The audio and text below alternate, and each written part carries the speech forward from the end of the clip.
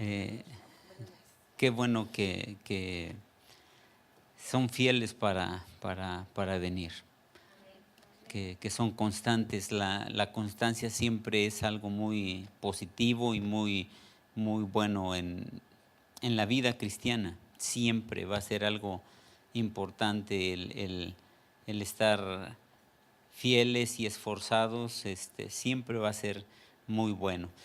Vamos a dar un repaso rápido a lo que hemos visto y una parte que no mandamos el archivo adecuado la vez pasada y no pudimos pasar las imágenes que estaban preparadas para esa clase. Entonces, vamos a ver, vamos a empezar viendo, David, si pudiera ser posible, si nos pudieras pasar la presentación de El amor a los enemigos. Bueno, antes de empezar, ¿alguien quiere orar? Que quien tenga el micro puede hacer una oración para empezar, por favor. ¿Alguien quiere? Bueno. Padre Santo, en este momento tú nos has dicho que cuando estemos reunidos 2 o 3 en tu nombre, tú estarás en medio de nosotros, Señor, y en este momento nosotros estamos aquí, Señor, queriendo saber de tu palabra. Te pedimos que tu Santo Espíritu se pase en nosotros y guíes al Maestro para que Él nos pueda dar el conocimiento que tú quieres que tengamos, Señor.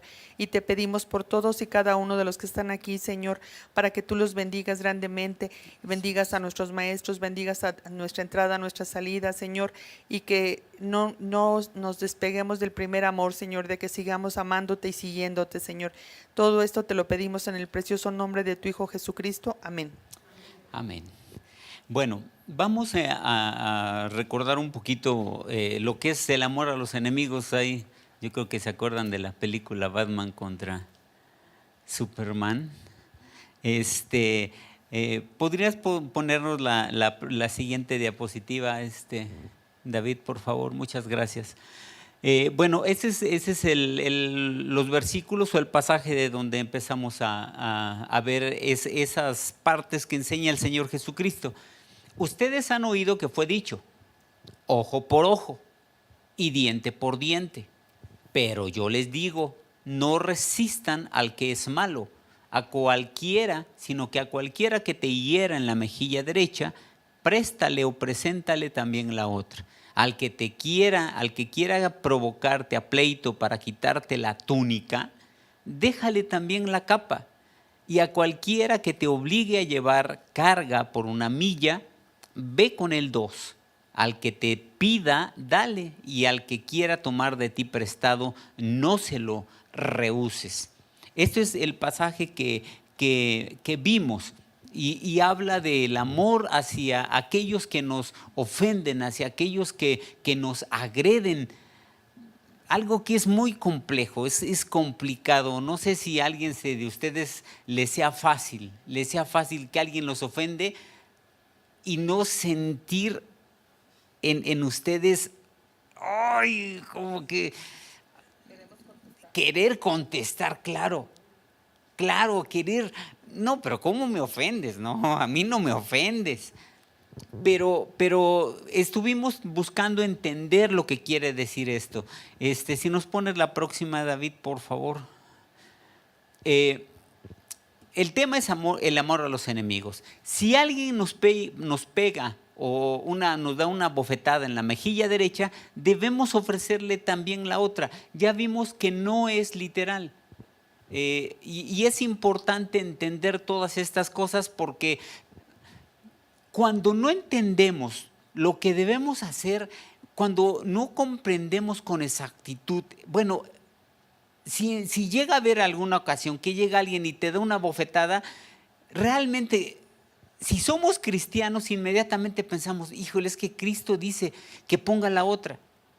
Pero ya vimos que no es así, porque Él puso un ejemplo. Cuando le dieron una tremenda bofetada, Él no puso la otra, sino que le dijo a aquel hombre, si he hablado mal, di en qué está el mal.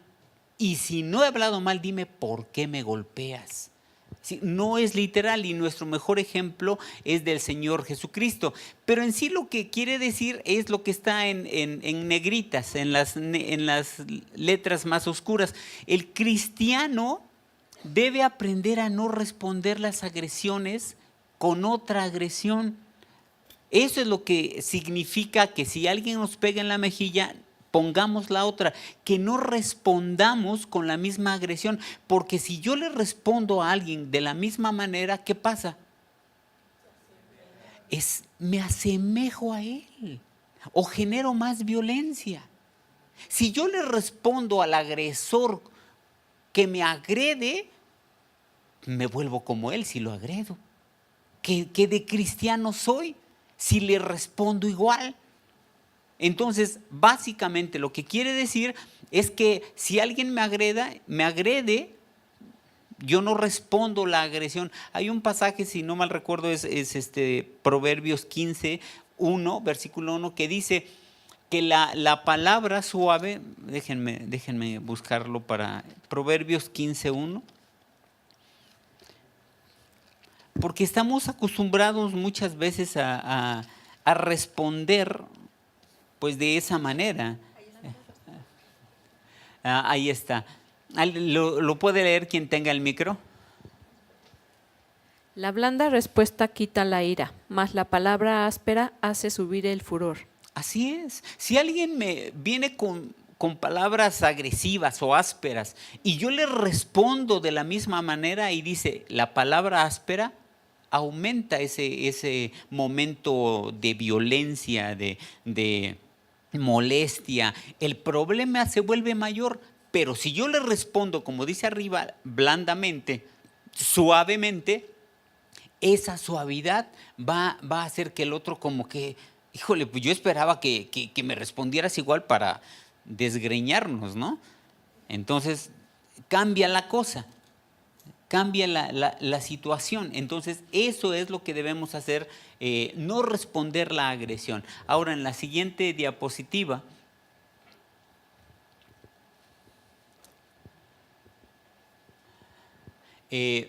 dice, el verdadero cristiano ha olvidado lo que significa ser insultado y ha aprendido de su maestro a no aceptar nada como un insulto personal y jamás vengarse. Es un proceso. ¿Quién podría decir, ay no, yo me ofenden y no siento nada? Sí, dicen, si no somos de palo, ¿no? Pero el verdadero cristiano debe llegar en un proceso, como dice la Escritura, que somos como la luz de la aurora, que ven aumento hasta que el día es perfecto.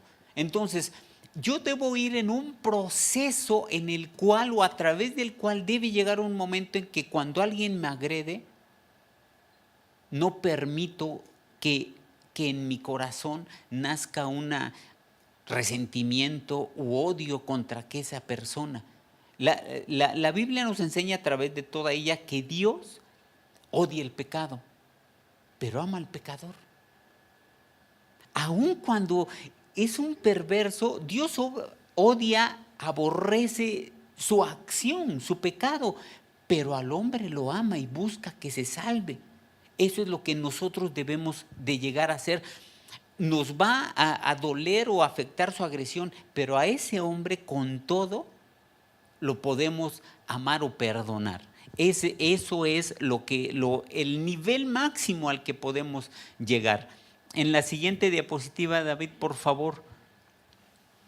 En este punto, que es un punto que es parte de lo que vimos en los versículos, fíjense cómo dice, si alguien quiere quitarnos la túnica en un litigio ante los tribunales, dice la Escritura, dice el Señor Jesús, dale también la capa.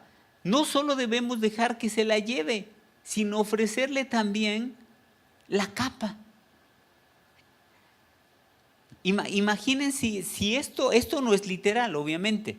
Y porque imagínense ustedes que van manejando en su carro, y de repente tienen algún roce, algún choque no muy fuerte, se van ante el Ministerio Público y les dice el afectado, suponiendo que ustedes tengan la culpa.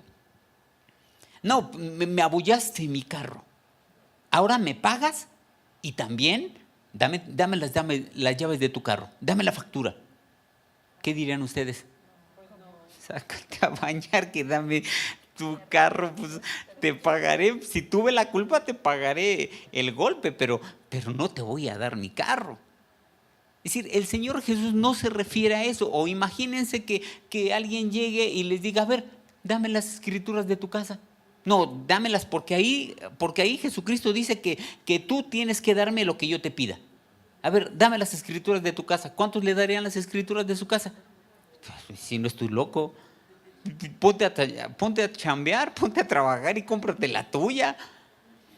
El cristiano dice ahí, no piensa en sus derechos, sino en sus deberes. No se refiere a eso, no se refiere a que tú lo que te pidan les des, sino más bien que si en un momento dado, por ejemplo, alguien te pide 1,000 pesos, no, seguro te los pago la próxima semana, de verdad te los pago.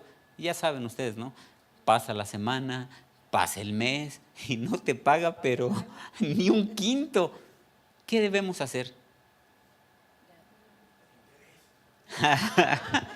Ok. No cobrárselos, simplemente, pero obviamente si te vuelve a pedir, pues sabes que no te presto nada. Vamos a leer qué dice Romanos capítulo 6. En la carta del apóstol San Pablo a los romanos, en el capítulo 6, nos ilustra. Romanos capítulo 6, versículo 1. Perdón, es Corintios, es Corintios, primera de Corintios, perdón David, es primera de Corintios. Primera a los Corintios, capítulo 6, versículo 1. Dice, fíjense cómo dice la Escritura. Bueno, alguien que lo lea, por favor, hasta el versículo del 1 del versículo 1 al versículo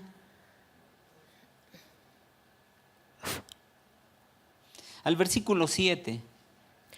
¿Osa alguno de vosotros, cuando tiene algo contra otro, ir a juicio delante de los injustos y no delante de los santos?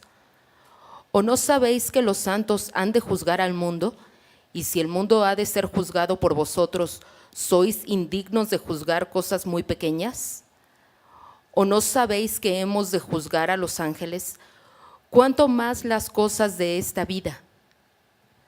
Si pues tenéis juicios sobre cosas de esta vida, ¿ponéis para juzgar a los que son de menor estima en la iglesia? Para avergonzaros lo digo, pues que no hay entre vosotros sabio ni aun uno que pueda juzgar entre sus hermanos, sino que el hermano con el hermano pleitea en juicio, y esto ante los incrédulos. Así que, por cierto, es ya una falta en vosotros que tengáis pleitos entre vosotros mismos. ¿Por qué no sufrís más bien el agravio? ¿Por qué no sufrís más bien el ser defraudados? Eso es lo que quiere decir el Señor Jesús. Si me defraudan con 1,000 pesos, pues ya, perdónalo, ya. Pero ten cuidado, porque como dijimos, somos mansos, pero no mensos. La verdad, porque digo, si ya sé que esa persona, aunque se llame cristiano, no me va a pagar, pues perdón, pero no está bien, porque ¿qué pasa cuando alguien te debe algo y no tiene para pagarte o no quiere pagarte? ¿Qué sucede? ¿Qué sucede cuando lo ves? O cuando andan cerca. Se esconde, así es. Se anda escondiendo de ti, ya no te habla. Y aun si era tu amiguísimo o amiguísima, se afecta la relación. Entonces simplemente es por prudencia y porque es lo más correcto, es lo mejor. Ok, ya me defraudaste con 1,000 pesos, no te echo más bronca. Pero, ¿sabes qué? Para evitar problemas, mejor no te presto.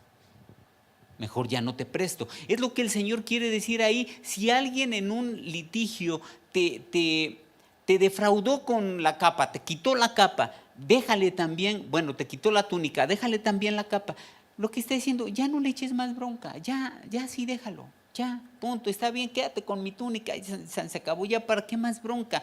Como aquí dice, ¿por qué no son más bien ustedes los que sufran la defraudación? Pero no es fácil, ¿no?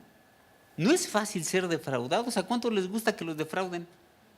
Sea con lo que sea, puede ser con 100 pesos, 500 pesos, y ya si son 10,000 pesos, pues peor. Pero el verdadero cristiano ha entendido que el valor o lo más importante no está en los 1,000 pesos o los 10,000 pesos, y está dispuesto a perderlos. ¿A cuántos los han defraudado? Todos, a mí también.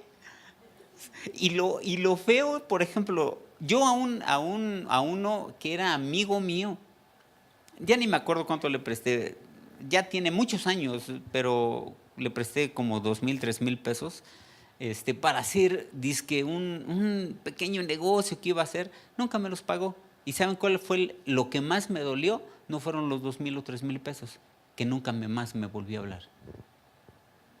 Se escondió, se fue. Y como no me pudo pagar o no me quiso pagar, ya, lo perdí como amigo. Se acabó la amistad, eso es lo triste. Entonces Jesús no te está diciendo que en realidad le des, si te quiere quitar tu carro, dale también tu casa. No, simplemente que pues ya no le eches bronca, pues ya quédate con eso y se acabó y ya. Pero pues ya no te vuelvo a prestar. La siguiente diapositiva, David, por favor.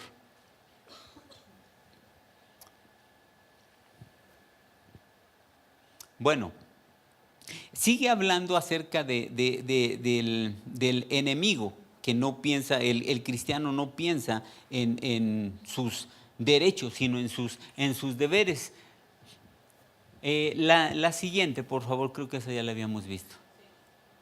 La siguiente diapositiva, esta. Bueno, Jesús dice, esto es lo otro que dice, si te obligan a llevar carga por 1 milla, debes estar dispuesto a andar 2 millas. Si nos puedes pasar la siguiente diapositiva, David.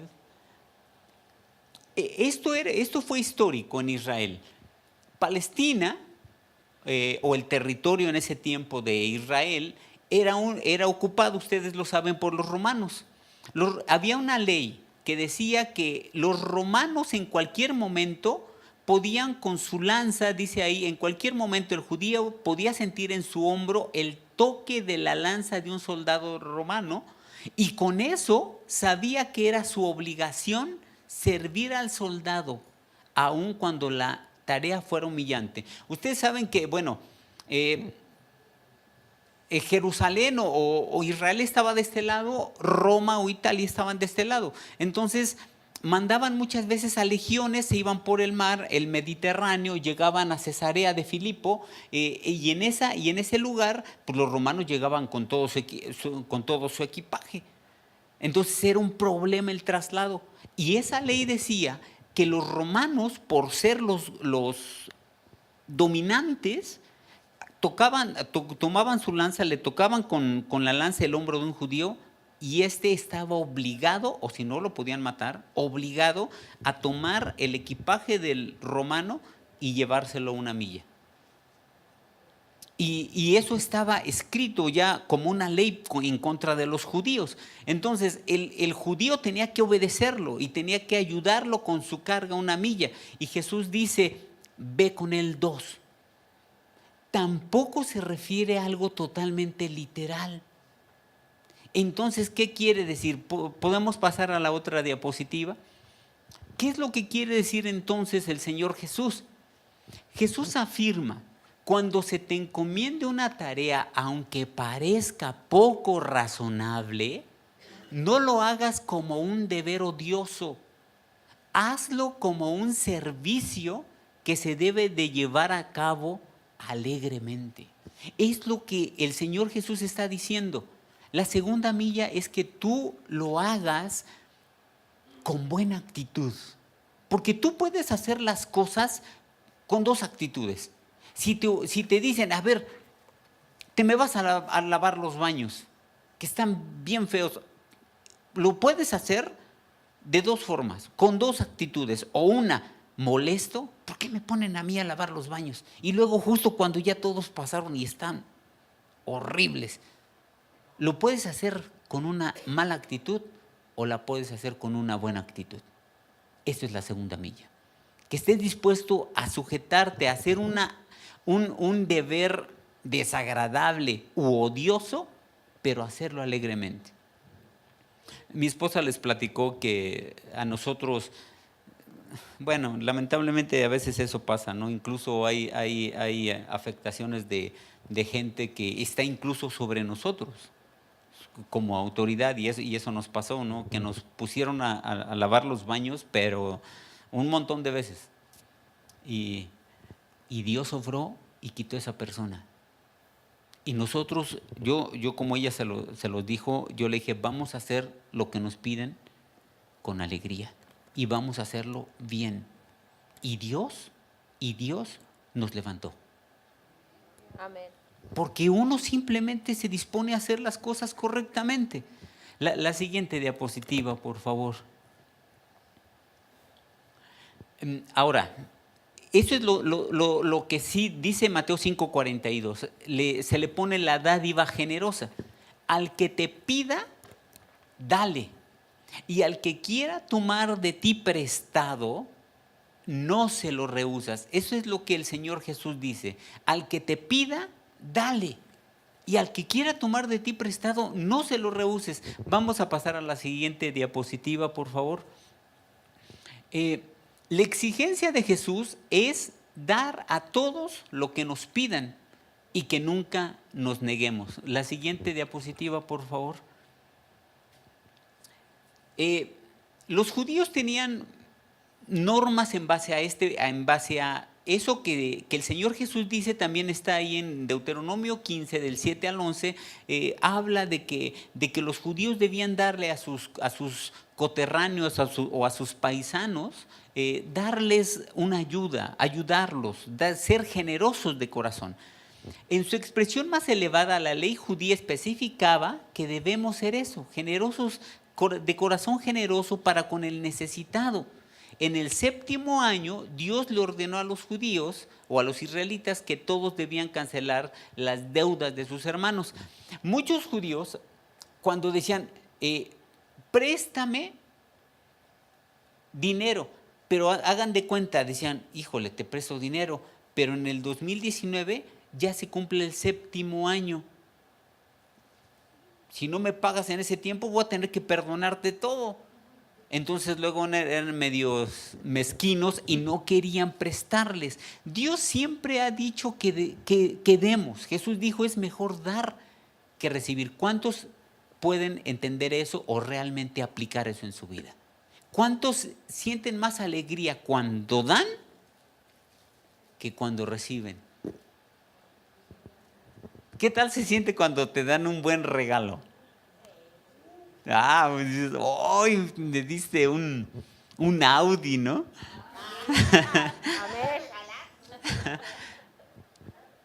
Se siente igual la misma alegría cuando tú recibes, por ejemplo, un buen teléfono celular, un iPhone o algo. ¿Sientes la misma alegría cuando recibes un iPhone o cuando tú dices, te regalo ese iPhone?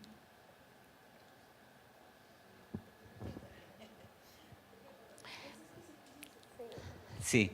Bueno, yo creo que no es porque no como que yo pueda regalar un iPhone. Ok. Bueno, pero lo que puedes regalar. Pero hace mucho aprendí Mm. que cuando así de mis hermanos, bueno, no aquí nada más, en muchos lados. Yo escuché una vez un testimonio donde decía que esa persona quería unas botas, y había sido su anhelo. Comprarse unas Y botas. comprarse unas botas desde niño. Ok. Y por ahí alguien se las dio. Entonces, cuando él dio ese testimonio de que se había cumplido ese anhelo en su corazón, él se sintió muy contento, ¿verdad? Entonces, cuando yo escuché eso, yo el día de hoy, por la gracia de Dios, procuro alegrar el corazón de mis hermanas, de mis hermanos, aunque sea con un mínimo detalle. Si Qué bueno, quieren, está no muy sé, a lo mejor, ay, qué bonita pluma, te despojas de ella y no pasa nada, ¿no? Y el ver su sonrisa o un abrazo simplemente, un beso, y ver que puedes alegrar su corazón y quitar un poquito esa carga, pues para mí sí es una gran satisfacción abrazarlas, besarlas. Sí lo Qué hago bueno, el día qué de hoy bueno. por la gracia de Dios. Qué bueno. Digo esto con todo respeto. A aquel cristiano que todavía le cuesta trabajo esto, le hace falta madurar. En esa área todavía es inmaduro. Todavía le hace mucho falta crecer para entender, porque Jesús lo dice, es mejor dar que recibir. Es mejor. Pero a veces no se entiende porque es difícil. Siempre estamos felices cuando nos están dando, nos dan un regalo, y más si es un regalo que esperábamos o queríamos, estamos súper felices. Pero dar eso mismo a veces no trae la misma felicidad. Pero eso es porque nos hace falta crecer. Y en ese caso debemos, Dios, ayúdame a entender esto. Ayúdame a entender que es mejor dar que recibir. ¿Y saben cómo se quita? ¿Cómo creen que se mejora esto? Claro, dando y dando y dando hasta que el codo deja de doler. La siguiente diapositiva, por favor. Así es que hay que dar. Estos son los 5 principios. Estos 5 principios son 5 principios judíos, israelitas, pero están muy bien adecuados a la palabra de Dios. Los rabinos habían establecido 5 principios que debían de regir la acción de dar. 1, nunca nos debemos negar a dar. Nunca nos debemos negar a dar. Hay sus excepciones, obviamente. Por ejemplo, ¿recuerdan cuando Pedro y Juan iban entrando al templo? Ya eso está en el libro de los Hechos. Iban entrando al templo después de que Jesús resucitó y vieron a un cojo de nacimiento que estaba pidiendo limosna. Y les pidió limosna. ¿Recuerdan qué les dijo? ¿Qué dijo Pedro y Juan ahí en esa ocasión? ¿Recuerdan? Sí, lo vieron y le dijo Pedro, no tengo o no tenemos ni oro ni plata. Si no te puedo dar porque no tengo, pero lo que tengo te doy. Y en el nombre de Jesucristo lo levantó. Ahora, hay una cosa importante. Por ejemplo, yo estoy casado con mi esposa. Si yo tuviera, por ejemplo, el día de hoy, por ejemplo, 500 pesos, que yo sé que necesito dárselos a mi esposa, y viene alguien y me dice, híjole, préstame esos 500 pesos, ¿qué debo hacer? Puede compartir una parte. Imita, ¿no? Algo que el cristiano debe entender, primero su casa. La Escritura dice que el que no provee para su familia o su casa es peor que un incrédulo. A ese grado lo pone. Lo primordial es mi casa. Ahora, si yo puedo darle a mi esposa lo que necesita y me sobra, hay que aprender a dar. Hay que dar. Pero tiene algunas excepciones. Pero el principio, el número 1 era, nunca nos debemos negar a dar. La siguiente diapositiva, por favor.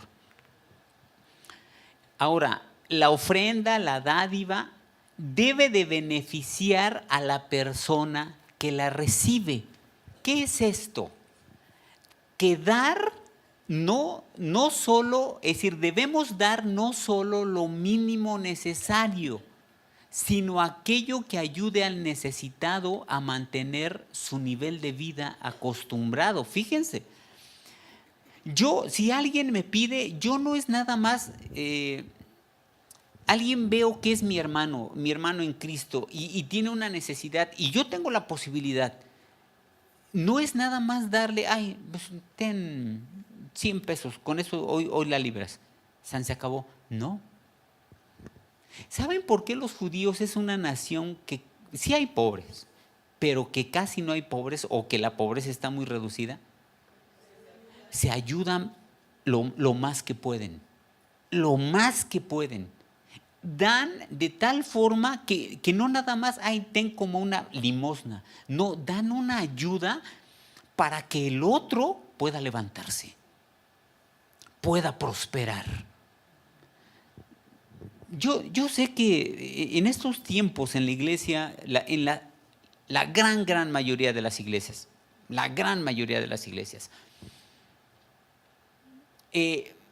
no existen, en algunas pocas, no conozco bien el sistema de CAR y todo, pero en algunas iglesias se le da a los pobres o a los necesitados, se juntan ofrendas o se juntan despensas y a los necesitados de la misma congregación se les dan. Pero en realidad, si ustedes leen con cuidado Hechos o las cartas, ustedes se van a dar cuenta cómo las iglesias siempre fueron centros de ayuda. Siempre. Lean nada más cómo en el libro de los Hechos, cuando estaban los apóstoles, estaban allí, dispusieron y pidieron que se buscara a 7 varones llenos del Espíritu Santo para servir las mesas. Siempre había ayuda. Siempre había ayuda al que lo necesitaba. La iglesia es para eso. O al menos es una de las corrientes que debe de tener con fuerza. Ayudar a los que en la congregación estén necesitados, hay que apoyarlos. Eso es bíblico totalmente. Debemos dar, no nada más como una limosna, sino lo más que podamos para que ayudar que esa persona se levante su nivel de vida. Eso es importante. La siguiente diapositiva, por favor.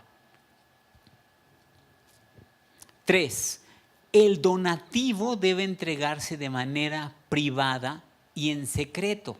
No debe haber terceras personas presentes y lo ideal es que nadie se entere de la ofrenda, de la dádiva, del regalo, de lo que se dé. Lo ideal, y Jesús lo dice, es decir, que debemos dar las cosas sin andar, yo le di, fíjate que no, tiene eso porque yo se lo di. Eso va totalmente en contra de la enseñanza cristiana. Yo tengo que darle a alguien buscando que nadie lo sepa. Si es posible, me traigo aparte a esa persona y ¿sabes qué? Pues mi amado hermano, quiero bendecirte con esto, pero él y yo, sin que nadie lo sepa. Eso es lo que se debe hacer, porque si no, ¿qué es lo que buscamos cuando enteramos a los demás de lo que damos? Un falso reconocimiento que, como Jesús dice, pues ya tienen su recompensa. Entonces no se debe dar haciendo aspavientos, sino dar en forma secreta, que nadie lo sepa, es lo mejor. La siguiente diapositiva, por favor. 4. El modo de dar debía adecuarse al carácter y temperamento del receptor. Es decir, entregar la dádiva con una actitud amable. No, ¡ay, qué bien chocas! Ahí está, ten, ya, sácate de aquí. No, se debe entregar, lo ideal era entregar la dádiva con una actitud amable. Claro que sí, mi hermano, claro que sí, mi amigo. Ten, con todo gusto, te ayudo, te apoyo. Eso, la actitud es importante cuando yo doy algo. ¿Cómo se sentirían ustedes? Yo espero que no necesiten o no estén en una situación así, pero si tuvieran una necesidad urgente así de, por ejemplo, 1,000 pesos para una situación y se acercan a alguien y le dicen, hijo, no quiero molestarte, pero lo súper necesito, 1,000 pesos, ¿me puedes ayudar? ¿Cuál sería la diferencia o lo que ustedes sentirían si esa persona a la que ustedes se acercan les dice, claro que sí, Claro que sí. Quiero ayudarte, quiero apoyarte. Ten, te los presto con todo gusto. ¿Cómo se sentirían así? ¿O cómo se sentirían? Le decían, ah, qué bien chocas, ¿otra vez? No quiero. Bueno, ahí está. Nada más para que no estés molestando. ¿Cómo se sentirían? Totalmente. Es decir, nuestra actitud cambia todas las cosas, cambia muchísimas cosas. Entonces se tiene que dar lo que des. Si no, la verdad, con todo respeto, mejor no lo demos. O lo damos con una actitud amable o mejor no lo demos. No lo demos. Bueno, total, sí denlo si lo necesita mucho. Pero bueno, la quinta, la siguiente diapositiva. Dar, estas son las cosas que a veces no... La gente que no es cristiana o que es media mezquina de corazón, que es coda dura, como decimos, marro, bueno, hay tantas frases. Dar era un privilegio o es un privilegio y al mismo tiempo una obligación. Dar es un privilegio. Nosotros generalmente las personas dar, como que no, que dar es un privilegio, dar es una... No, pues ¿cómo? Dar es bien gacho. Vamos a ver qué dice Proverbios 19, 17. Proverbios 19, 17. Quien tenga el micro, si lo puede leer ahorita, que lo ponga David ahí el versículo. Proverbios 19, 17. Si alguien tiene, adelante, por favor. A Jehová presta el que da al pobre, y el bien que ha hecho se lo volverá a pagar. ¿Cuántos creen esto? Al Señor presta el que le da al pobre, y el bien que ha hecho se lo volverá a pagar. ¿Cuántos lo creen? Entonces hay que dar. Así de sencillo. Cuando tú das a un pobre que se te acerca, si vas manejando en tu carro, si vas en la calle y se te acerca, si tú le das, esto lo tienes que saber, al Señor le estás prestando, al darle a ese pobre, le estás prestando a Dios y Él te lo va a pagar otra vez. Eso es verdad, si lo creemos, pero esa es una verdad absoluta. Vamos a ver la siguiente diapositiva, por favor.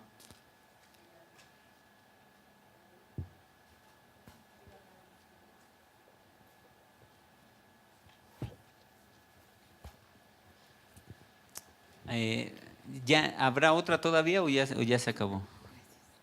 Creo que ya eran de las últimas.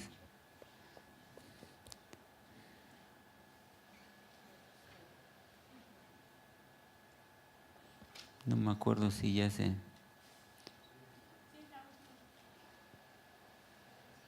Ok, bueno.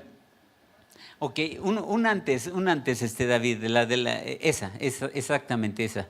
Ahora, esto es algo de lo que vimos también, pero va a ser bueno para que puedan tomar las fotos a las diapositivas que le ayudan para recordar. Mateo 5, 43 al 48. Ustedes han oído que fue dicho, amarás a tu prójimo, eso es fácil. Odiarás a tu enemigo, eso también es fácil. Pero yo les digo, amen a sus enemigos, bendigan a los que los maldicen, hagan bien a los que los odian y oren por los que los persiguen. Imagínate esto, ¿cómo haces esto? ¿Cómo puedes amar a tu enemigo? Amen a sus enemigos. ¿Cómo puedes bendecir a los que te maldicen? Llega alguien y te lanza una maldición terrible y tú, que Dios te bendiga, que Dios te ayude, que Dios te salve, que Dios te dé paz. Hagan bien a los que los odian. ¿Habrá alguien que tenga así un enemigo que lo odia? ¿Tendrán alguno de ustedes algún enemigo que los odia o que los ha maldecido? ¿Y qué han hecho?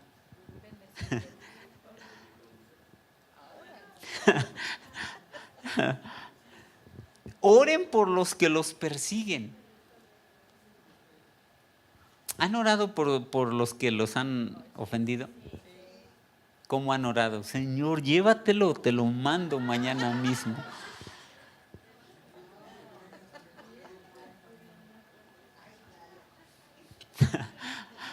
Y este pasaje ya lo habíamos leído.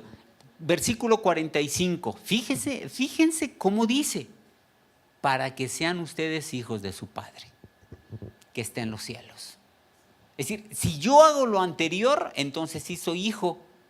Si no hago lo anterior, pues puedo ser hijo, pero no hijo. Para que sean ustedes hijos de su Padre que está en los cielos, que hace salir su sol sobre malos y buenos y hace llover sobre justos e injustos. Ahora sí, la siguiente diapositiva. Porque si ustedes aman solamente a los que los aman, a veces es difícil amar hasta a los hermanos, ¿sí o no? Hasta a los esposos, a las esposas. ¿Es fácil amar ya después de añitos? ¿Es fácil o es medio complicado? No queremos desanimar a los que no se han casado, ¿verdad? Pero a veces hasta es difícil por la diferencia de caracteres. Si ustedes aman solamente a los que los aman, ¿qué recompensa tendrán? ¿Acaso no hacen lo mismo los cobradores de impuestos? Y si ustedes saludan solamente a sus hermanos, ¿qué hacen de más? ¿Acaso no hacen lo mismo los paganos, los que no saben nada de Cristo? Por tanto, sean perfectos, sean ustedes perfectos como su Padre que está en los cielos es perfecto. Este pasaje que leímos del 43 al 48 es la parte de la Escritura que contiene la mayor esencia cristiana o de ética cristiana. ¿Quién puede amar al enemigo? ¿Quién puede amar al enemigo? Solamente los hijos de Dios. Solamente el verdadero cristiano puede amar a su enemigo. Quien no es cristiano no puede hacerlo, así de sencillo. Quien no es cristiano no puede orar por el que lo maldice. Quien no es cristiano no puede amar al que los odia. Lo lógico o lo normal es que si me odian, si no soy cristiano, si me odian, pues te odio más. Y si me maldices, yo te maldigo el doble. Eso es lo lógico. Solamente los hijos de Dios pueden hacer esto. No hay pasaje en la Escritura más lleno de la esencia de Dios que es el amor, que este pasaje. ¿Quieres decir el testimonio? ¿Qué decías? Bueno, no hay otro pasaje. Esto es el pasaje más lleno de la esencia fundamental del amor cristiano. Vamos a ver la siguiente diapositiva.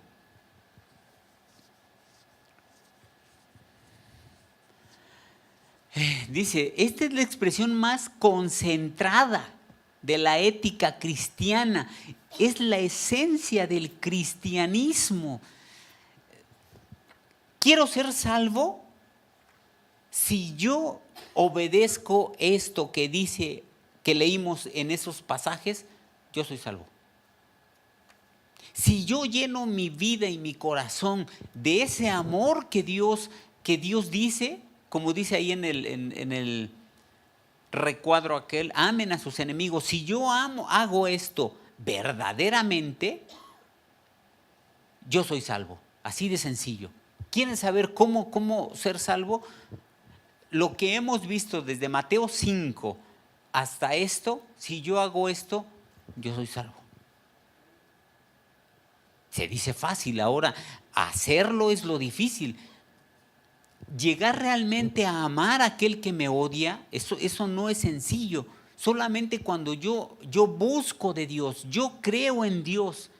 Y como vimos el pasaje, yo creo que se acuerdan, que dice que la esperanza no avergüenza porque el amor de Dios ha sido derramado en nuestros corazones. ¿Por quién?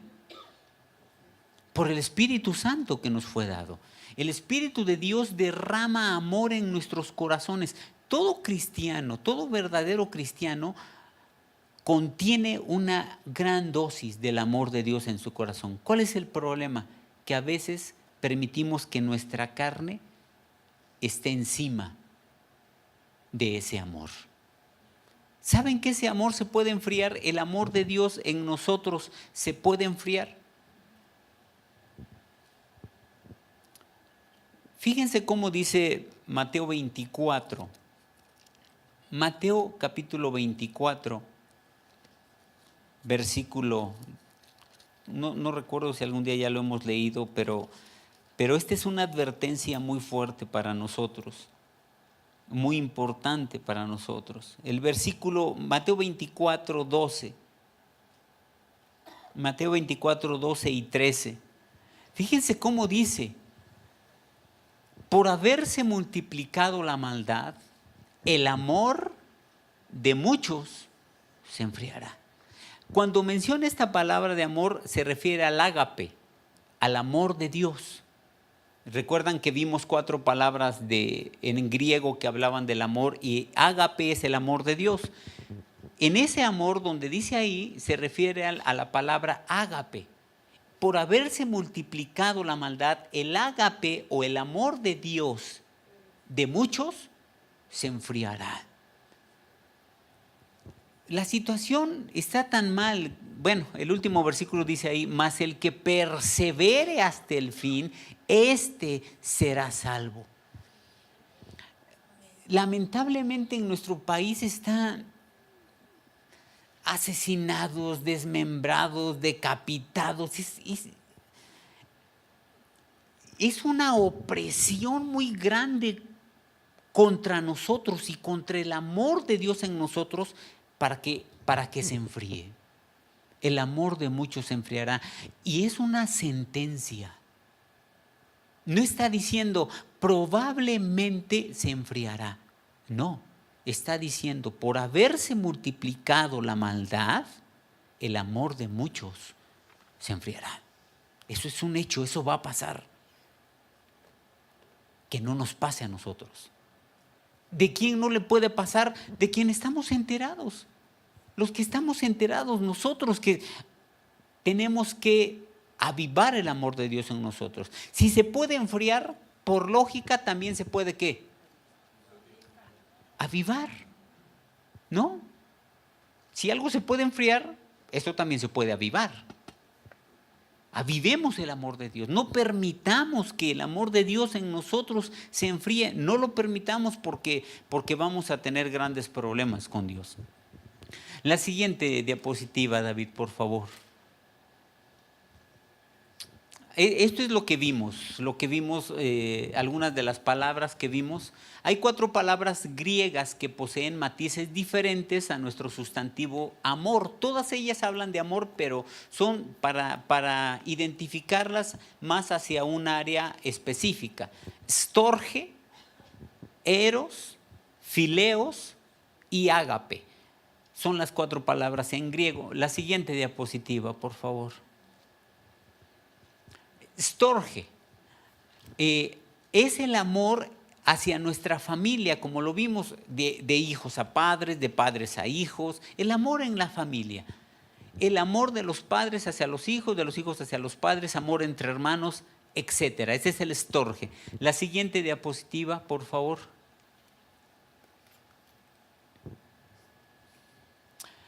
Eros.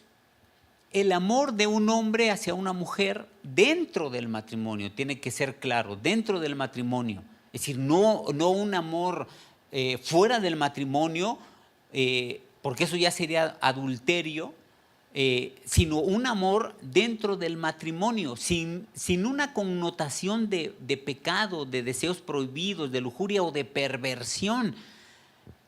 Hace tiempo nos platicaron de un caso triste, en una congregación muy lejana, llegó un matrimonio. Esposo, su esposa, llegaron a congregarse, a buscar de Dios. Resulta que el hombre conoce a una cristiana allí y se enamora de la cristiana, aún teniendo su esposa. Se enamora de esa mujer y la mujer le corresponde. Fíjense hasta dónde puede llegar la confusión, la ignorancia. Adulteran estos dos. La pobre esposa la hacen a un lado y estos dos adúlteros, tanto la mujer como el hombre, dicen esto o piensan así y lo platicaron. Es que realmente, dice este cuate, es que esa no era mi esposa, no era de Dios. La que ahora conocí aquí, esa sí es de Dios.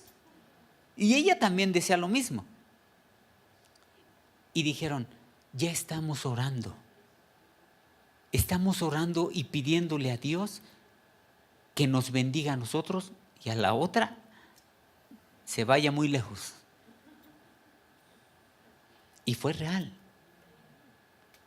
Esto fue real. ¿Qué nivel de corrupción podría tener una persona así? De ignorancia, llegar a pensar que Dios va a aprobar su adulterio. ¿Qué nivel de oscuridad puede tener un hombre y una mujer que pueda pensar que yo puedo engañar a mi esposa, irme con otra y pensar que Dios eso lo puede aprobar y hasta ayudarme a separarme de mi esposa y estar bien con esta adúltera y yo adúltero? Hay casos que de verdad son así como que dices, no puede ser. No, eso no puede pasar en la iglesia cristiana. Pasa. Si en algo está en contra, es contra el adulterio. Yo tengo que ser fiel a mi esposa, ella me debe ser fiel a mí, y eso es lo que Dios aprueba en el matrimonio. Pero el adulterio, Dios está en contra del adulterio en una forma, pero absolutamente radical. Lo peor que yo podría hacerle a mi esposa es adulterar. O lo peor que ella podría hacer es adulterar. Es algo terrible, pero hay gente que no lo entiende o no lo sabe. Pero ese es el eros, el amor correcto, pero entre un matrimonio, un hombre y una mujer, sin una connotación de pecado, de deseos prohibidos o de lujuria. La siguiente, por favor. El fileos es el amor hacia los amigos, es un amor tierno, fraternal, cálido, cariñoso, es un amor entre amigos, es el amor que te une a un amigo, ese es el amor fileos, un amor verdadero, de compañerismo, de fraternidad. La siguiente diapositiva, por favor. Y el ágape es el amor de Dios. Significa verdadera buena voluntad. No nos importa, con este amor no nos importa si nos injurian o insultan.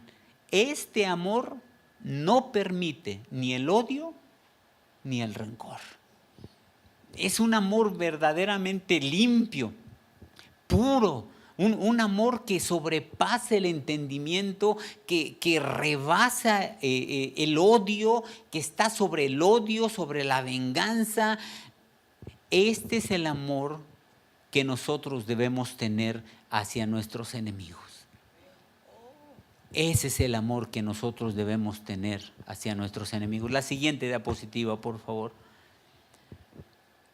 El amor a los enemigos pusimos ahí. Bueno, dice, Jesús nunca nos pidió que amáramos a nuestros enemigos del mismo modo que amamos a nuestros seres queridos. Por ejemplo, a mí jamás me va a pedir Dios que ame a mi enemigo como amo a mi esposa. Eso sería totalmente incorrecto. Eso no estaría bien. La siguiente, por favor. El amor a nuestros enemigos es un acto de nuestra voluntad. Es algo que debemos proponernos hacer. Constituye una victoria y una conquista frente a los sentimientos que experimentamos. Si alguien llega y me ofende, ¿cuál es el sentimiento que yo normalmente experimento? Coraje, claro. Por eso es una victoria, porque cuando yo decido, me ofendes y yo decido no ofenderte, decido amarte y decido bendecirte con todo y lo que tú me hagas. Con todo y lo que tú me hagas, yo decido no responderte de la misma manera, sino decido amarte. El amor es una decisión. Muchas personas se confunden pensando que el amor sí se siente, pero se decide. Muchos piensan, es que no lo siento, no siento amarlo. El amor es una decisión. Se decide amarte. Decido amarte aunque tú me odias. Y por esa razón oro por ti. Y por esa razón, aunque me odies, te bendigo. La siguiente diapositiva, por favor. Esto es algo absoluto. Solamente los cristianos pueden obedecer este mandamiento. Solamente. Quien no es cristiano no puede responder al odio con amor o con amor al odio. No se puede. Se necesita la presencia del Espíritu Santo y se necesita el amor de Dios derramado en nosotros para que si alguien me odia y me ataque, yo no le responda de la misma manera, sino le responda orando por él, bendiciéndolo. Bueno, aquí ya entraría un poquito el testimonio que les quería dar. Faltaba que le avanzara un poquito mi esposo. ¿A qué se refiere este amor? Cuando estábamos ahí en el Instituto Bíblico, a mí me tocó dar en esa ocasión esta clase del amor a los enemigos y yo les decía, ¿cómo es posible que podamos amar a alguien que nos ha dañado, nos ha hecho mucho daño? Y entre los alumnos, una señora levantó su mano y me dijo, yo tengo un testimonio que dar. Y le dije, sí, adelante. Dice, mire, hace 3 años mi hija iba saliendo de la preparatoria y pues ella sale ya tarde en la noche. Por donde tiene que pasar pues está muy poco iluminado, generalmente va con una amiga siempre, pero esta vez ella iba sola. Entonces le salieron unos tipos, la agarraron y la violaron a mi hija. La golpearon, casi la matan. Y después, ya que la encontramos, todos nos la llevan, una desesperación terrible. Imagínense como padres vivir algo así, bueno, impensable. Y ella decía, tenía yo mucho coraje, o sea, era una cosa, una impotencia, unas ganas de agarrar esos tipos y hacerles, no sé, algo, ¿no? Darles una bofetada, no sé. Bueno, no, pero bueno, obviamente denunciaron el caso, encontraron a estos cuates, los encontraron, pero todo el proceso fue terrible porque ya ven, es el pasar por el Ministerio Público y la víctima, total, la vuelven a victimizar a la muchacha, ¿no? Porque es hacer todas las pruebas, a ver si es cierto que te violaron, a ver todas las pruebas de violación, en fin, golpes, en fin. Y bueno, fue una cosa terrible y ella los identifica y dice, si fueron ellos, no los podía ver muy bien, pero se acordó mucho de la voz de uno de ellos y dijo, sí, este es. Este es, o sea, no me queda la menor duda que este es. Entonces fue una cosa terrible en ese momento, el papá y la mamá, pues, y dice ella que le dijo a estos cuates, ustedes nos han venido a destruir la vida. Se la destruyeron a mi hija y a nosotros también. Pero nosotros somos cristianos. Y en este momento les digo, de todo corazón, yo los perdono. Yo acá, ay, ¿en serio eso lo dijiste en ese momento? Sí. No, yo me hubiera tardado para ese proceso, para llegar a ese punto, Dios mío, no. Todo un proceso. Dice, no, pero yo dije, ¿de qué me sirve a mí todo? Quererme vengar, el rencor, la amargura, el odio, ¿de qué me va a servir? Para terminarme de deshacerme, de deshacer nuestra vida. Y dije, yo voy a soltar esto.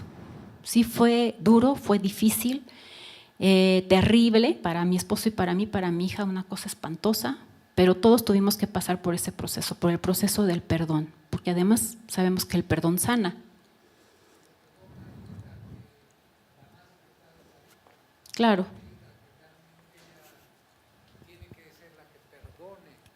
A las personas. Sí, Porque todos uno pasaron como por ese papá, proceso. Pero yo siento que la que más afectada es la víctima, ¿no? Claro, la víctima Ella es y la niña también perdonó, hizo la decisión y perdonó y siguió su vida. ¿Cuánta gente no se queda ya traumatizada por un hecho así, para el resto de su vida? Quedan marcados para el resto de su vida. No, pues hasta la niña debió quedar marcada. Claro, no, ella principalmente, ella fue la víctima. Entonces, ella obviamente tuvo que pasar también por terapia, también tuvo todo su proceso de sanación, porque tiene un proceso, pero ellos tomaron la decisión. Perdonar es una decisión, amar es una decisión. No es de que a ver si lo siento, a ver si quiero, a ver. Lleva su proceso, su tiempo, en situaciones como esta, pues más. Pero bueno, ellos hicieron eso y fue, como dice mi esposo, los únicos que podemos hacer algo así somos los cristianos, porque para amar, para decidir perdonar algo así, tiene que estar el amor de Dios en ti. No hay otra manera. Sin el amor de Dios, ya no. No hay otra forma. Y bueno, ese era el testimonio. A mí me sorprendió y me impactó en gran manera esa situación, porque fue una cuestión extrema, ¿no? Porque a veces hablamos de que si me paga o no me paga, que si me maldice, que si yo sé que le caigo gorda, pero ya llegar a un extremo así, ahí sí dices, órale.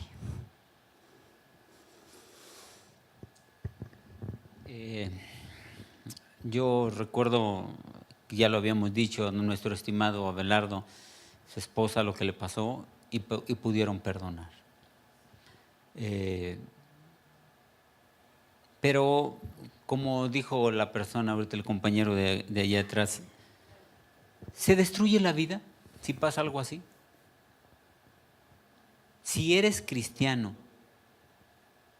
y te sucede algo así, ¿te destruyen la vida? ¿Qué piensan? Si matan a tu hijo, ¿destruyen tu vida? Ya destruyeron la de él físicamente, ¿destruyen tu vida?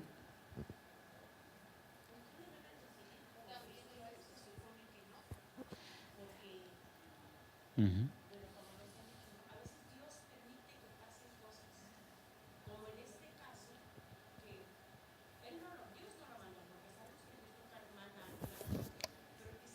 Está bien.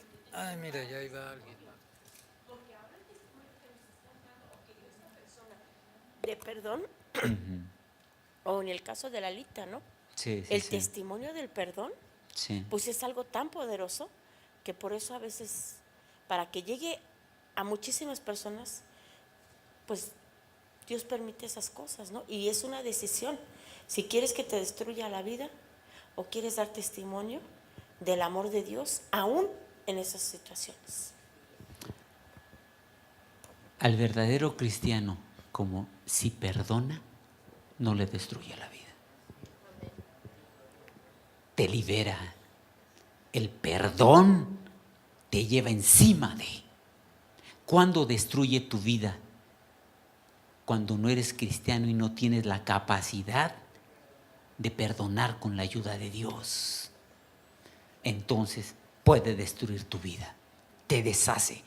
Pero a los cristianos, cuando entendemos que nuestra vida no está realmente aquí, sino nuestra verdadera vida está con Cristo y podemos perdonar, te eleva sobre la situación. Te lleva arriba de esa situación, por terrible que sea, el perdón te lleva encima de. Si tú puedes perdonar lo que te han hecho, entonces ese perdón, esa actitud tuya te lleva encima de la desgracia o de la situación terrible. Eso es lo importante del perdón y del amor que solamente Dios nos puede hacer. Tener y poder darlo. Porque si no, sí nos puede destruir una situación de esa naturaleza. En nuestro país han estado pasando situaciones terribles y Dios nos ha guardado. Yo estoy seguro que a muchos de nosotros ni nos hemos dado cuenta y Dios nos ha guardado de muchas cosas. De pasar por muchas situaciones muy complicadas o muy difíciles. La siguiente diapositiva, David, por favor, gracias. De lo que estábamos hablando, además se nos ordena orar por ellos, por los enemigos o por los que nos agreden, por los que nos odian. Se nos ordena orar por ellos. Esto es importante y tal vez ya muchos lo han hecho o si no, háganlo. Nadie puede orar por otro y seguir odiándolo. Nadie puede hacer eso. Nadie puede orar por otro y seguir odiándolo, porque al orar por otros, algo sucede en nuestro interior. Algo pasa. Dios empieza a obrar en tu corazón. Cuando te agreden y tú empiezas, Padre, te pido por ese hombre. Te pido por esa mujer. Te pido, lo perdono y te pido que tengas misericordia del que no se vaya al infierno porque no sabe ni de lo que se está perdiendo, de conocerte y de irse al infierno. Y empiezas a orar por él, algo pasa en tu corazón. Dios y el Espíritu Santo hace una modificación profunda en tu corazón y tu corazón cambia. Y tu vida cambia y sacas al odio de tu corazón, sacas al resentimiento de tu vida.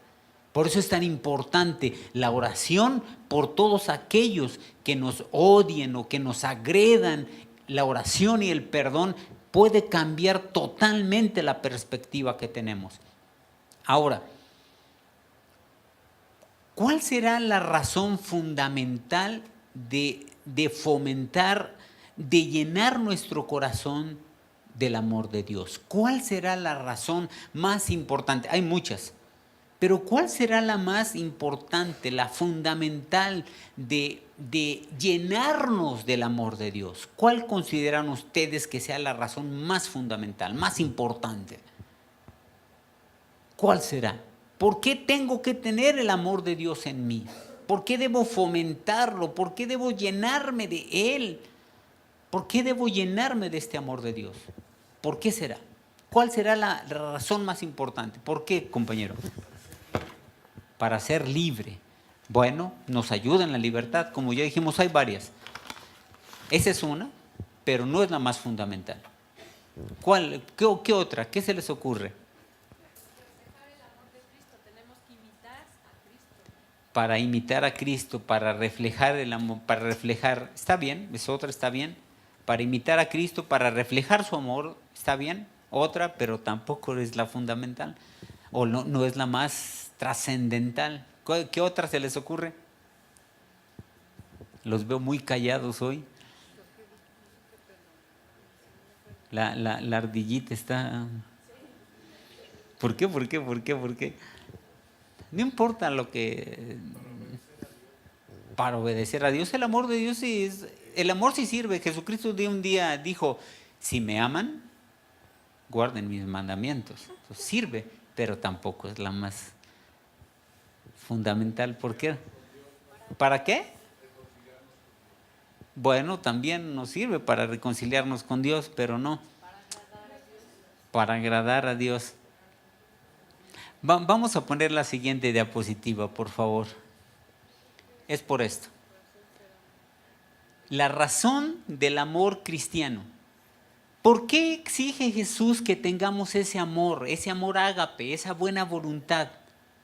Porque tal amor hace que el hombre alcance el nivel de Dios. Hace que el hombre sea como Dios. La única manera de ser como Dios es a través del amor. No hay otro camino. ¿Quieres llegar a ser como Dios y estar con Dios? No hay otro camino más que en tu corazón fomentes el amor. Perdones. Y a través, Primera de Corintios capítulo 13, ustedes lo han leído seguramente. El amor sufrido, benigno, no se irrita, todo lo cree, todo lo perdona. Así es el amor. Es la única manera. El amor de Dios hace que el hombre sea como Dios, alcance el nivel de Dios. ¿Quieres parecerte a Dios? El único camino es a través del amor. No hay otro. No hay otro. Para parecernos a Dios, para ser como Dios, no hay otro camino. El amor, nada más. Y si yo me resisto al amor, como leímos en Mateo 24, si tú no permitas ese amor, se te va a enfriar. Se te va a enfriar. Si tú no fomentas ese amor y aunque te agredan, no perdonas, pues simplemente como la Escritura dice, Dios no te perdona. Si tú no perdonas a los que te ofenden, Dios no te perdona a ti. El único camino es el amor. Satanás, ustedes saben que siempre se quiso parecer a Dios, llegar a ser como Dios, pero jamás lo quiso hacer en la forma correcta, a través del amor. ¿Cómo quiso Satanás llegar a ser como Dios era? Soberbia, altivez, rebeldía. Subiré al monte, subiré a lo alto, junto a las estrellas, al monte del testimonio, y pondré mi trono y seré semejante al Altísimo. A través de puro altivez. Nadie puede parecerse a Dios sino a través del amor. Y creo que ya sí viene la última diapositiva. Dice, sean pues perfectos como su Padre que está en los cielos es perfecto. El hombre más perfecto es aquel a quien más le importan los demás. Quiero ser perfecto. El único camino para ser perfecto es el amor. No hay otra forma. Quiero realmente llegar y estar con Cristo. No hay otro camino que el amor. No hay otro camino. Jesucristo, cuando le preguntaron cuál es el primer mandamiento y más importante, ¿recuerdan? ¿Alguien lo recuerda de memoria? ¿Cuál es? Amarás al Señor tu Dios con todo tu corazón, con toda tu mente, con toda tu lana, con toda tu alma y con todas tus fuerzas. Y el segundo mandamiento, amarás a tu prójimo como a ti mismo. Los dos mandamientos más importantes es el amor. Y en otra parte dice la Escritura que en esta sentencia se resume toda la ley. Amarás a tu prójimo como a ti mismo. Porque el amor no hace mal al prójimo. El amor es vital. La Escritura dice que ¿cómo somos salvos? ¿Qué dice la Escritura? ¿Qué recuerdan? ¿Cómo somos salvos? ¿A través de qué? Efesios, de la fe. ¿Qué dice? ¿Recuerdan algún pasaje acerca de la fe? Efesios 2:8, por ejemplo. Porque por gracia, por medio de la fe. Y esto, si no es porque por gracia sois salvos por medio de la fe. Y esto no es de ustedes, sino es un don de Dios. Entonces, Si tengo fe, ¿soy salvo? ¿Seguro?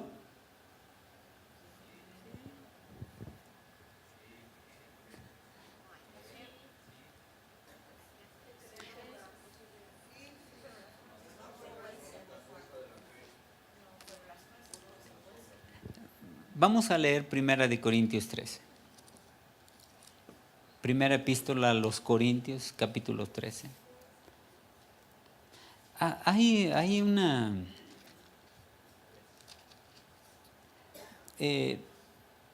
hay una como creencia o tendencia entre los cristianos de pensar que si yo nada más tengo ya fe, soy salvo. Eso no es así. Excepto si tú hoy aceptaste a Cristo por medio de la fe, vas caminando y hoy te mueres por alguna razón X, eres salvo. O si tienes unos pocos días, eres salvo. Pero si tú hoy aceptas a Cristo y empiezas a caminar tiempo con Cristo, algunos meses, algunos años, tienes que dar fruto y tienes que empezar a cambiar y tienes que empezar a poner por obra lo que Dios dice. Si no, hay muchos problemas. 1 Corintios capítulo 13. Fíjense cómo dice el versículo 1. Fíjense, es que este pasaje es impresionante y habla del amor, ustedes lo saben. 1 Corintios 13 es un pasaje que todo el capítulo habla del amor. 13, perdón, no sé si es 13, 1, 3, David. 1 Corintios, exacto, gracias. Si yo hablo o hablare lenguas humanas y angélicas, ustedes saben que el hablar en lenguas es un don de Dios, un don del Espíritu Santo, uno de los 9 dones del Espíritu Santo. Si eso quiere decir, si yo hablo en lenguas es porque tengo el Espíritu de Dios, ¿o no? Así de sencillo, ¿no? Si yo hablo en lenguas es porque el Espíritu de Dios me dio las lenguas. Pero fíjense cómo dice, si yo hablo lenguas humanas y angélicas y no tengo amor, vengo a ser como metal que resuena o címbalo que retiñe. Es decir, no tiene sentido. El 2, si tuviera yo profecía, ¿cuántos de ustedes les gustaría tener palabra profética? Pero fíjense cómo dice, si yo tuviera esa palabra de profecía y entendiera, o no, bueno, soy pero bien picudo, ¿no? Entiendo todos los misterios y toda la ciencia, ¿no? Soy especial. Si tengo profecía, pues soy de Dios. Si entiendo los misterios, toda la ciencia, pues solo Dios la puede dar. Y fíjense cómo dice, y si tuviera toda la fe, de tal manera que trasladare los montes, pero no tengo amor, no soy nada. No soy nada. El amor es así, indispensable en la vida del cristiano. Claro, si no tengo amor, nada soy. Hay a veces una tendencia en el cristianismo como de un cristianismo fácil. El cristianismo, mis amados, no es fácil. Hay un pasaje en Hebreos donde dice, si el justo con dificultad se salva, ¿en dónde aparecerá el impío y el pecador? El justo con dificultad se salva. Yo me he encontrado con muchas formas de pensar que dicen, no, yo ya soy cristiano, yo soy salvo. No. Dios pide que nosotros, si somos verdaderamente cristianos, nos esforcemos día con día en cambiar y hacer las cosas correctamente. Si yo permito Si yo permito en mi vida situaciones que yo sé que no están bien con Dios y yo las permito, o como decimos, las consiento, como que, ay, ahí las tengo, pero bueno, pues yo soy cristiano y me esfuerzo en otras cosas, estas cositas como que, pues no hay tanto problema, ¿no? No, esas cosas te van a llevar a caer en pecado y esas cosas pueden destruir tu vida. La vida cristiana no es nada más acepto a Cristo y ya. El verdadero cristiano, como dice la Escritura, se va limpiando día con día, se purifica a sí mismo para ser como Cristo. El que no hace eso, no puedo decir no es cristiano, pero sí está en un grave peligro de perderse o de tener grandes problemas con Dios.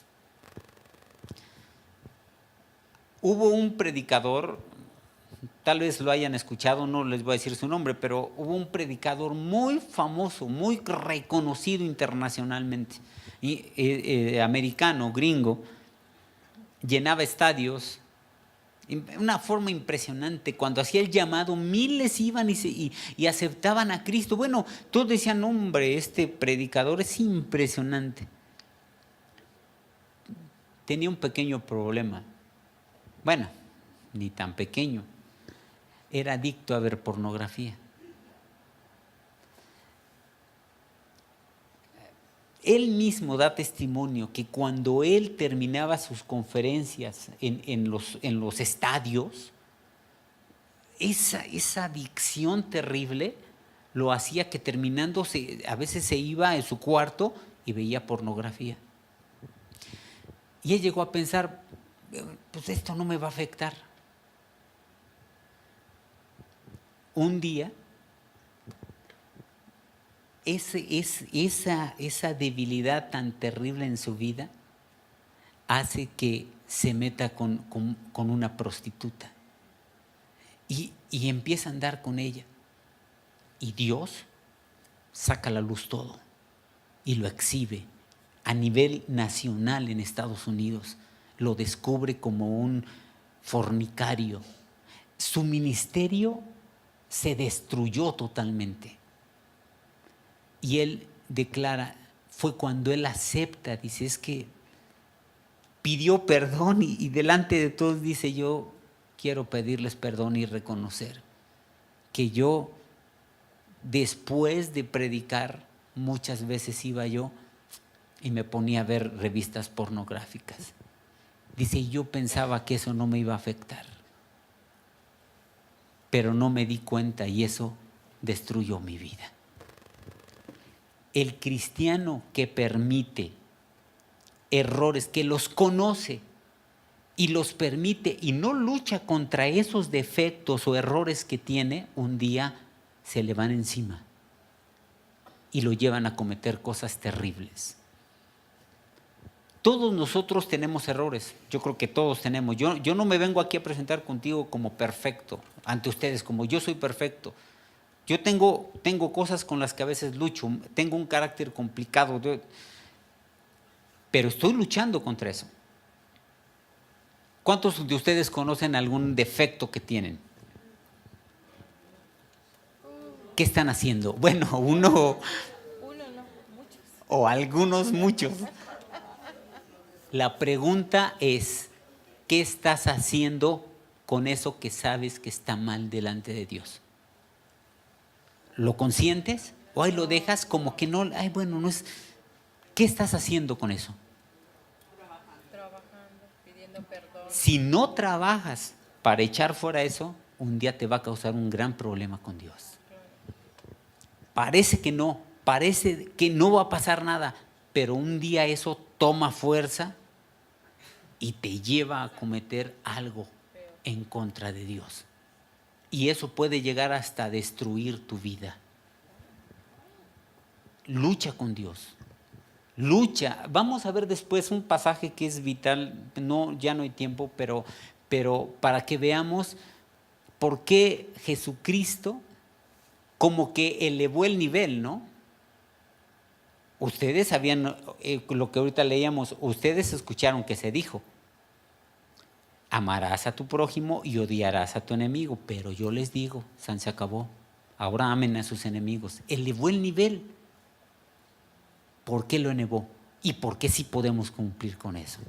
Vamos a verlo. Pero bueno, pues ya son las 9.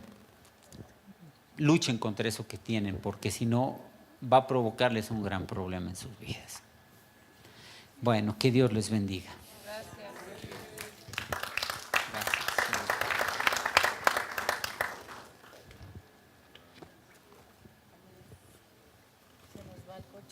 Se nos va el micro. Ay, se nos va el micro.